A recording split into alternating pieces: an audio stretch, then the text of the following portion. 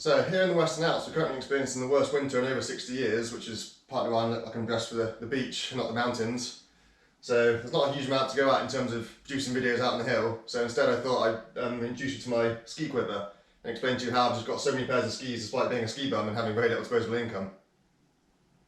So, as I've mentioned and the channel name suggests, I am a ski bum. I work part-time seasonal jobs, so I'm definitely not flush with cash. Yet somehow I've managed to get 8 pairs of skis, not to mention all the snowboards, which I'll cover in another video. And yeah, so how can I do that with very little income? Well, I'll be explaining that shortly, but it's not for sponsorship. I'm not sponsored by anybody. So several of these skis have been free, and as for the rest, most of them are second, third, fourth, fifth hand, whatever, or they're even out of the trash can. So I'll explain to you a little bit each ski at a time, but yeah. There are ways to get lots of pairs of skis and snowboards for very little money if you know where to look and you're not too fussy about the condition of the base of the ski. So, first things first, I have these Dynastar Outland Pro 80 kind of piste orientated all mountain ski. Now, this is the first proper pair of skis that I owned. I've actually still got a pair that I bought from Glencoe Mountain Resort in Scotland for 20 quid. They're ex-rental, they're way too short for me, they're only about 50 underfoot in the middle, they're completely beat up and trashed, but I still actually have them. And for years they were my only ski, and I skied some pretty hardcore terrain with them in Scotland, so just goes to show you can do a lot of stuff with very poor equipment if you're willing to give it a go. But anyway, this was the first good pair of skis that I bought, again in Scotland from Elan, I believe. And these are ex-demo skis, so they've been used in the Snowdome in Glasgow for a handful of times, so they were almost as good as new, but they weren't brand new condition. Yeah, in terms of being ex-demo, having a ski that's been used indoors is about as close as you're going to get to a brand new ski. But anyway, they were about half price. And yeah, these have seen a hell of a lot of action as well. Until this season, they were still my go-to piste ski. Even though they're not a piste ski, they are all mountain ski. And they're kind of aimed at intermediate level skiing. So if you're charging really hard, then they're not quite up to the task. But in terms of just, yeah, easy carving, playing around the mountain, they're brilliant. And I love these skis for just kind of slushy, cruddy snow when you're like on the slough at the side of the piste, jumping in off and onto the edge of the piste, or like, yeah, slough moguls, that kind of thing. They're brilliant for that. And yeah, indeed, I've skied some pretty hardcore freeride training with these as well, like the back quarries in Scotland, fly paper bowl at Glencoe. So yeah, all in all, still a really good ski, despite being, by modern standards, very narrow, too short for me, and probably 10-12 years old. Anyway, yeah, so yeah, they're 80 underfoot, like I say, by modern standards very narrow, but at the time they're considered an all mountain ski. Second, I've got these. So these are Dynastar Sham 97 skis, which are, so I bought these when I was on my first ski season in Courchevel, and so this is the first kind of big ski that I owned, and so I bought this intentionally as a powder ski, even though it's not actually an out and out powder ski. It's also got a really heavy frame touring binding as well. So this enabled me to do some kind of side country touring with a nice fat powder ski as well. Whereas at the time I had a Dynafit Manaslu touring ski, which I've completely trashed now, they're gone. But yeah, so this enabled me to do some kind of good side country terrain when I was in Courchevel for ski season. So yeah, this is a 184 length ski, so it's yeah my height, or indeed slightly over my height. 97 underfoot, so it's still reasonably narrow by modern standards, and it's certainly not an out-and-out powder ski, but compared to the 80 underfoot ski, it was a huge difference. And especially you've got the huge nose rocker as well, which again, that opened up a lot of potential in terms of skiing powder. But I must say, despite all that, it's actually a really, really poor ski in my opinion. I don't know what Dynastar were thinking, but it has zero tail rocker, which just makes no sense for a wide, fat ski. The camber goes all the way to the tail of the ski, which means that when you are in powder, the tail is basically sticking down into the snow, which acts like a keel or a rudder, which means that you're either having to work really, really hard to get your weight back, or you just get kicked forward all the time. So yeah, they're not actually a good powder ski at all, even though it was a big improvement for me moving up from the 80 underfoot ski. I don't use these as a powder ski anymore. This is basically my designated Valley Blanche ski now, because most of the time when you're skiing the Valley Blanche, you're going to be hitting rocks and all sorts when you get to the moraine at the end.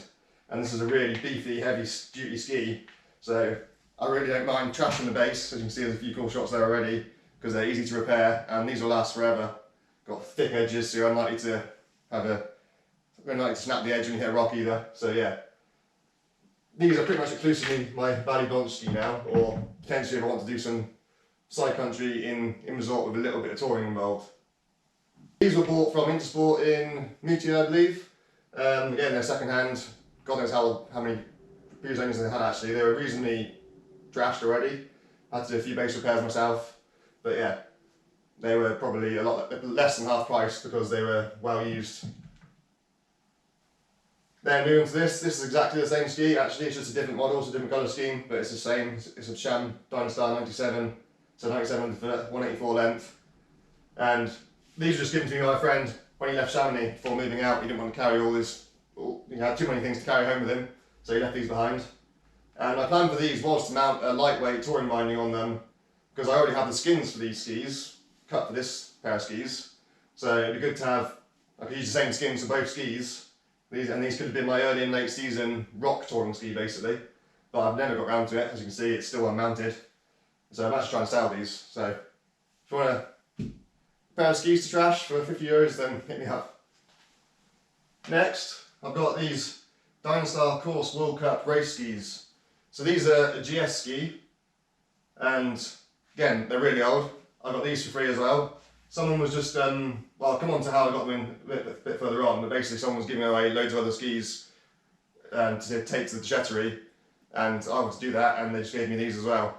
But yeah, so these are, I think, 184 length, so they're actually too short for me. They're either a junior or potentially a woman's length GS ski, but that's fine.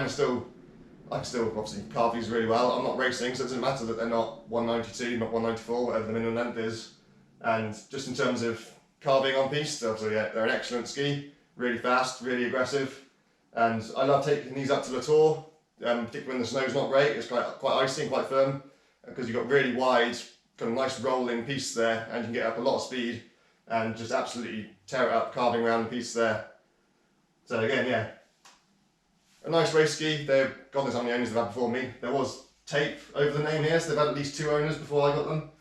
And I would imagine that these were skis that someone bought just to do the speed test for their ESF course, to try and become a ski instructor in France. And they've just been handed down by person to person purely for that, like 2 or 3 weeks when they're having to take the speed test to pass their course. But anyway, yeah, I still like to ski these. I ski them a few times a year, just going out in piste, carving hard. I might even take them on some gates and do some GS turns in them as well. But yeah, so again, as I said, they were free. Next, another pair of skis which I haven't yet mounted. These are an absolute find from last autumn actually.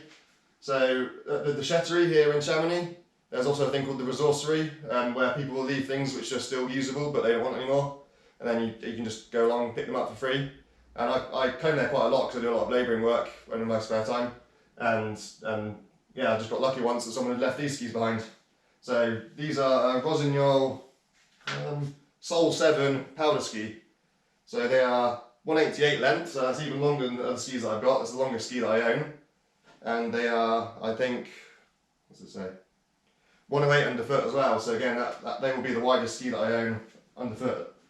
And again, I've got a pair of bindings for these, which were also free. I picked up just from a trash can in the middle of Chamonix town. And so yeah, I planned to mount these, but because we've had no powder this season, I haven't bothered yet. And they're easier to store without binding on.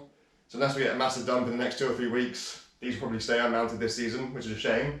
But they'll be there for next season when I want them. And they're, as far as I can tell, in perfectly usable condition. There's no meaningful damage to them. Yeah, the base is a little bit scratched, but that doesn't matter, it's a powder ski. There's no coarse shots, the edges are perfectly fine. They've only been drilled once. And again, as far as I can tell, there's no damage to the drill holes. There's no shooting cracks, so there's no reason why I can't mount them again. So yeah, that's an absolute find, or an absolute steal from basically a trash can, or the Déchetterie. Then moving on to these, I absolutely love these skis. These are my go-to powder skis at the moment. Again, so these were free. So when I picked up the GS skis, I also got these. So a person just posted on, I think, the Chamonix Free to a Good Home Facebook page, saying, does anyone want these skis? There was about 10 pairs of skis there to use for a project because they didn't think they were skiable anymore. And I basically replied saying that one man's trash is another man's gold dust, or something along those lines. And I went and picked up about 5 pairs of skis. Some of them have gone to the Déchetterie now.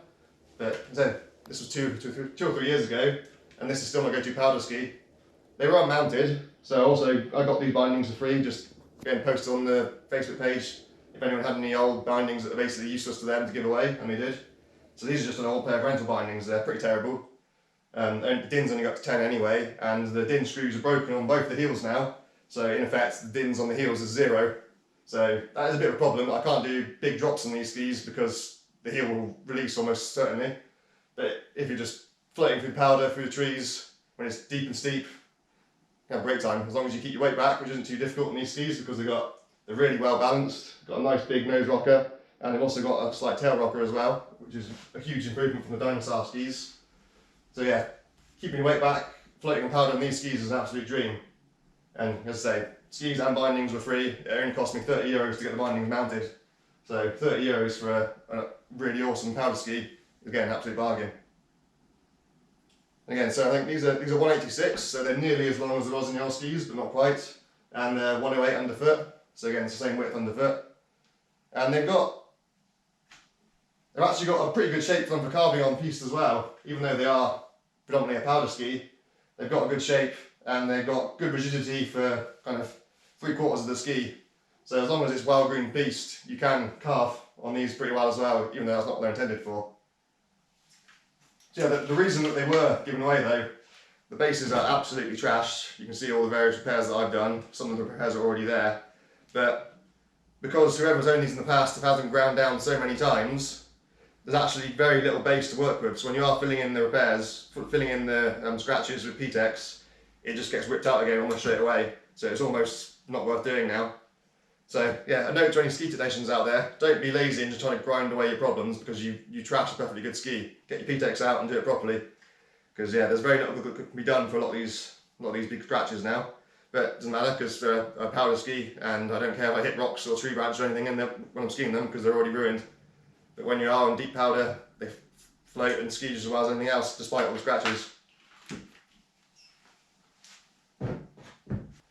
So, last but not least, I'm moving on to my Elan skis here. So, I mentioned at the start that I'm not sponsored, which I'm not, but the closest thing I had to it is of the Elan skis. So, I have been a product tester for 2 years now for Elan, and so I got that through just basically an online application that I saw for ISPO Open Innovation, as it was at the time. So this was 2 seasons ago now, and they were advertising for product testers for this ski. This is the Ripstick Tour 88, and I just applied online, got lucky. Basically I went for the argument that I live in the Alps, I live in Chamonix, and at the time I was unemployed, so I could literally be able to ski every day. And also that was the COVID season where there was no lifts running, so to do anything you had to ski up first. So obviously I was perfectly placed to be testing a lightweight touring ski, which is exactly what they were looking for that year. So I got lucky and here I am. So yeah, I've produced lots of videos testing this ski, which you'll be able to find in my profile. I might link some in the video as well. But yeah, it's an absolutely amazing ski, which we did have to pay for them, but we got them at basically cost price, so it's less than trade price. And yeah, in return we basically just had to produce videos and take lots of photos and then give them some feedback at the end of the season, which I did. And yeah, we get to keep them. And so these are my main out-and-out touring ski now. Any kind of touring I'll do, whether it's high alpine, steep skiing, whether it's just long multi-day tours, whatever, I've got these. And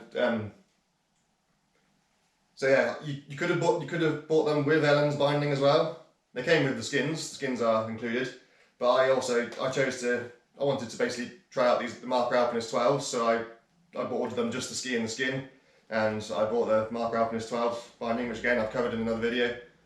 And yeah, I think this is a perfect combination of lightweight yet aggressive, and it just matches the ski perfectly.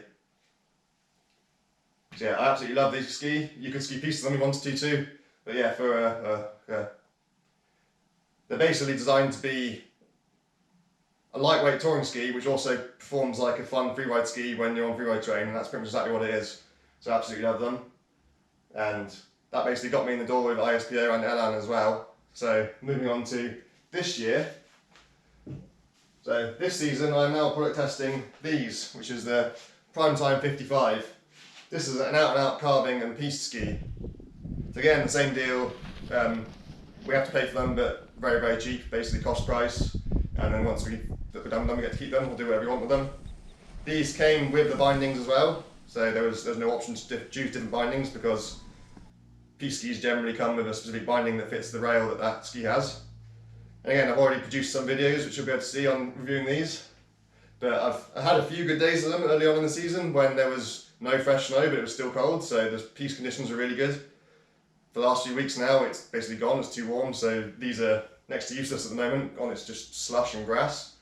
So I've not had a huge amount of chance to use them the last couple of weeks, but previously I got some really good days on these, and they are exceptional for carving. That's what they're made for, that's what you do. Moguls, slush, powder, no fun, but if you want to carve perfectly smooth piece, these are absolutely amazing.